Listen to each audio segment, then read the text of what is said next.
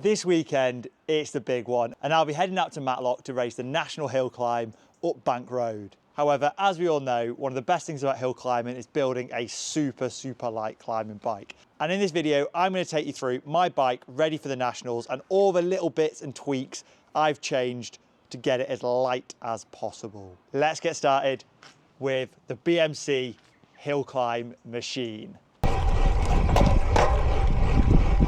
So the base bike here is either a 2013 or 2014 BMC T-Machine SLR 01 frame, and I have pretty much completely overhauled all the components it came with, except for the rim brake, Ultegra 11-speed shifters and rear mech.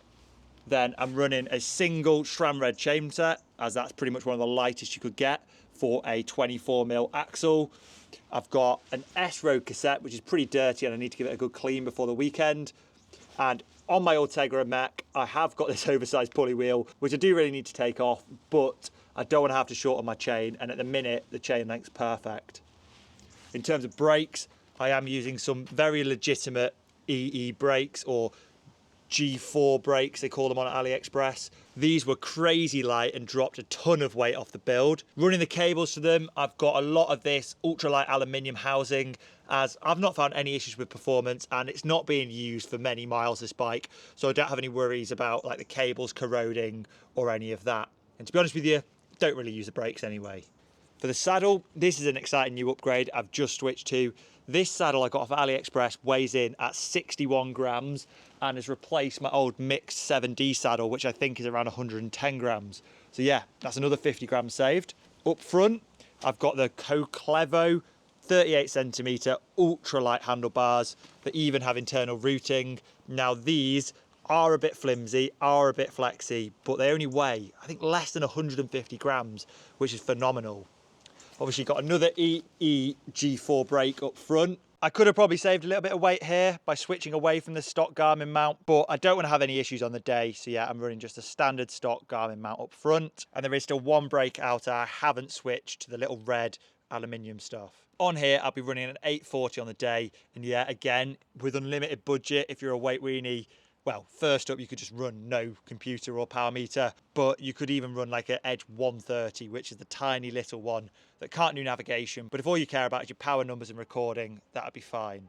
And the classic Uno stem tricked out with Risk titanium bolts to drop the weight even further.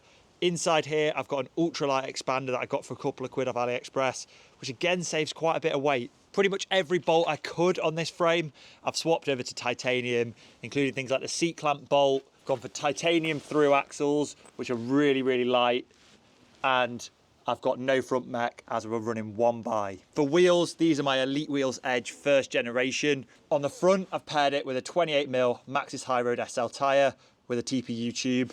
But on the rear, unfortunately, the 28mm Maxxis won't fit in this really quite tight clearance frame. So I've had to run an old 25mm GP5000, again with a TPU tube.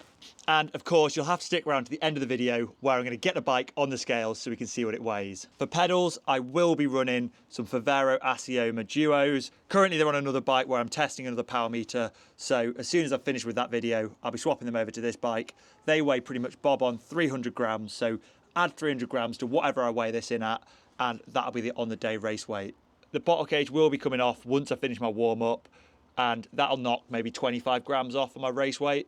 In the UK, you have to have lights in hill climbs. So a nice cheap lightweight, I think from Halfords, couple of quid, little rubber rear light and front light. The lights don't have to be particularly good, and you actually do see a lot of riders running these tiny little LEDs that they've bought out from China or made themselves. Now, I haven't quite gone to that extreme, but maybe I should do for next year. You'll have to let me know in the comments. One thing I would like to change is I would like to get a zero offset seat post for this frame, but because it's a proprietary BMC like D-shaped one, I haven't been able to find one, especially for this old frame, for a reasonable price. So yeah, still on the stock seat post with a really high offset.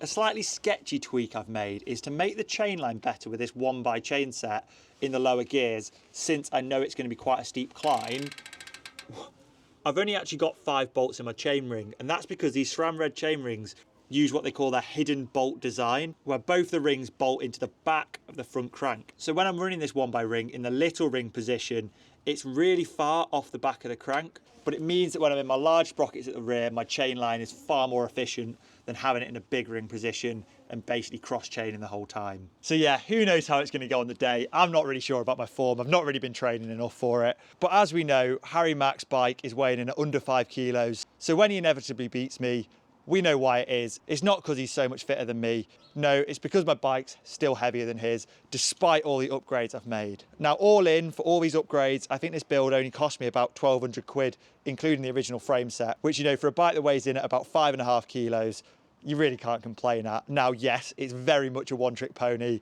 and you wouldn't want to use it for anything other than hill climb racing. But yeah, building it up has been a really fun project, and I've absolutely loved it. So in my mind, it's really worth it. So yeah, now it's time for the bit you've all been waiting for, the weigh-in. So yeah, currently in its current state, completely race legal and ready to race, except for a set of pedals, which we know adds 300 grams, with a bottle case that will be coming off before the race. Let's see what it's clocking in at. 5.51 kilos. So when I take that bottle cage off, it'll be just below 5.5. And when you put the pedals on, then we're at 5.8, which I think, considering what I've spent on the bike and the fact it's running 40mm carbon wheels, is a really respectable weight. And I absolutely cannot wait to race this on Sunday. And if you're going to be out on Matlock racing yourself, I wish you the best of luck and I hope it goes well for you. It's going to be an awesome event as ever. I'll be making a full video of the race, so make sure to get yourself subscribed down below. And I'll see you all on Monday with my video from the Nationals, so make sure you don't miss it.